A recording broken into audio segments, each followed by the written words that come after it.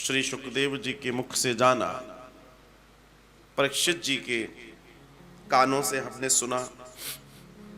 भगवान का प्राकट्य देवकी और वसुदेव कारागृह में है।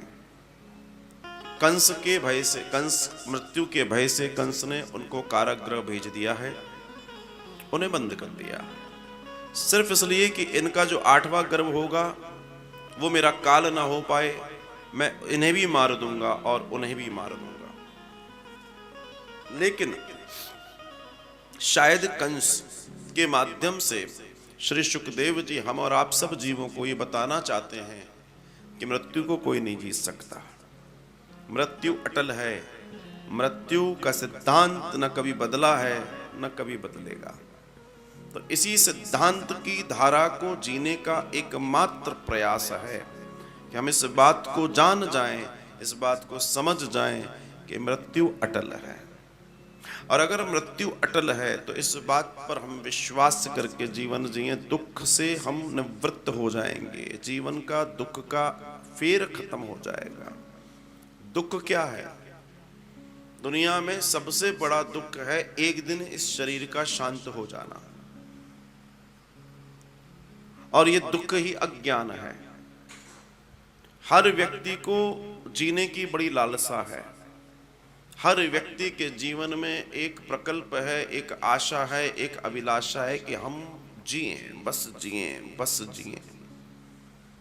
और ये जीने की जो अभिलाषा है मनुष्य की, वो इतनी प्रबल है, उसके लिए वो सब करने को तैयार है।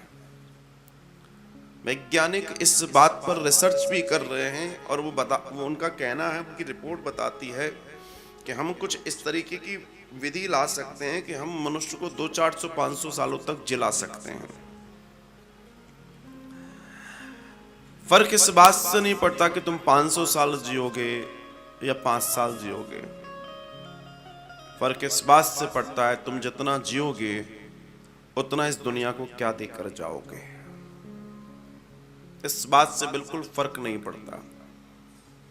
तुम 500 साल ऊसर भूमि की तरह जियो, मरुभूमि की तरह जियो, तो तुम्हारा जीने का कोई मतलब नहीं है।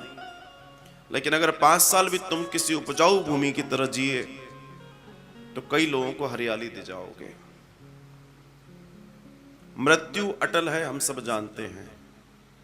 भागवतम मृत्यु को साधने का या मृत्यु को गले कैसे लगाएं ये जानने का विषय है।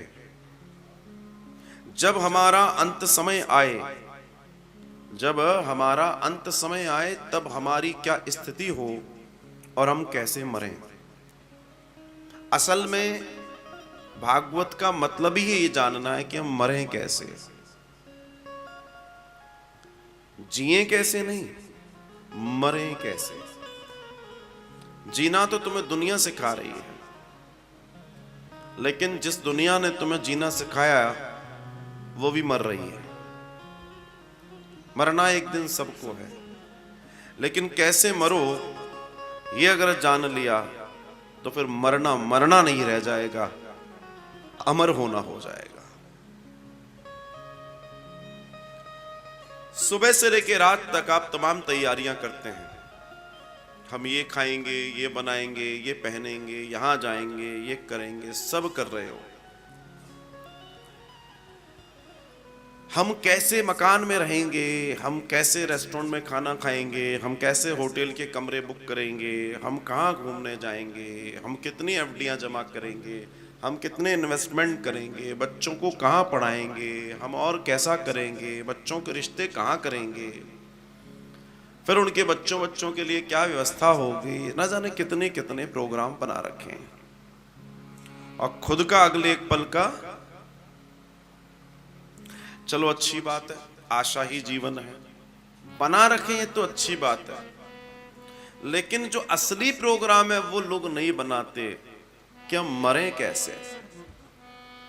हमारी जब मृत्यु हो तो कैसी हो, ध्यान रखना, मृत्यु हमारे हाथ में है। मृत्यु तो होगी पर कैसी हो ये हमारे हाथ में है।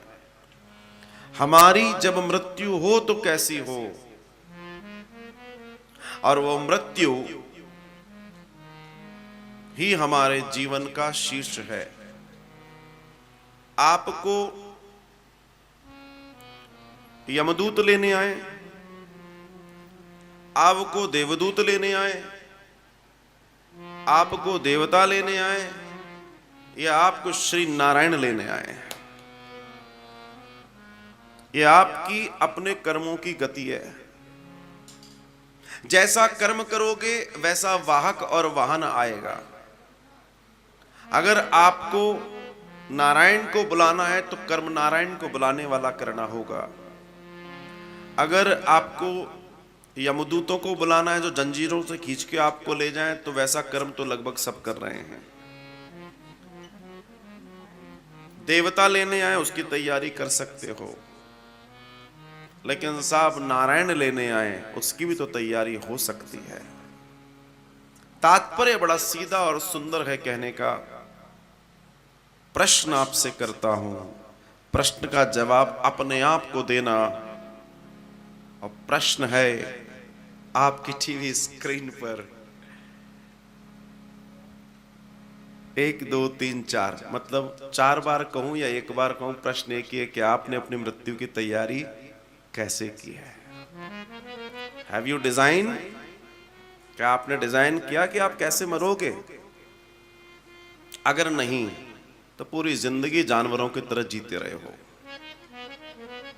अगर तुमने इस बात पर विचार नहीं किया है कि मैं मरूं कैसे, मुझे कौन लेने आए, ठाकुर जी लेने आए, यमदूत, अगर तुमने इस बात पर विचार नहीं किया तो तुमने कुछ नहीं किया, तुम पशु जीवन जी रहे हो।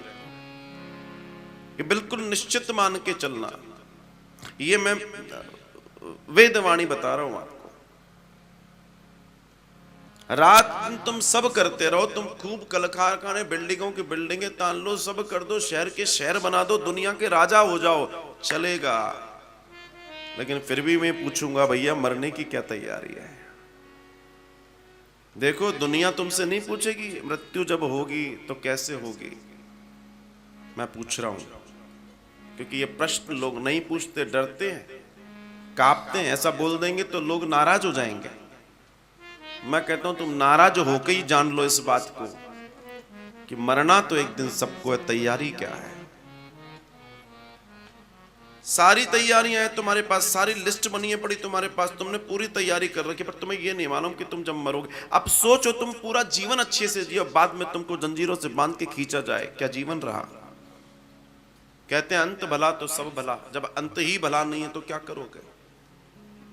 क्या करोगे?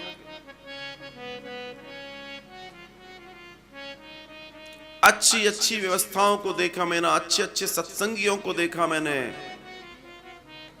सब तैयारी है उनकी, पर उनको ये नहीं मालूम मैं मरूंगा कैसे।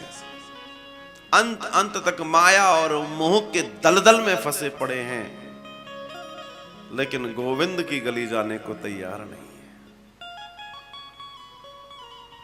मोह त्यागने को तैयार नहीं है, वैरागी जीवन जीने को तैयार नहीं है। और एक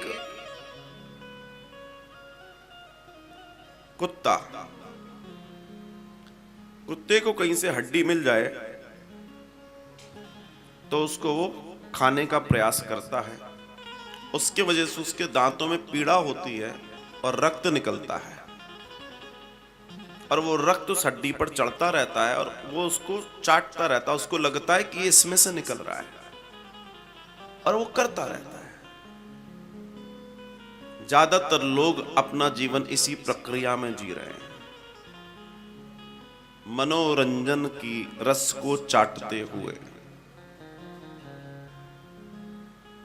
They don't know, उनको नहीं मालूम असली रस क्या है। उन्हें नहीं मालूम कि मैं कर क्या रहा हूं, उन्हें कतई अंदाजा नहीं है।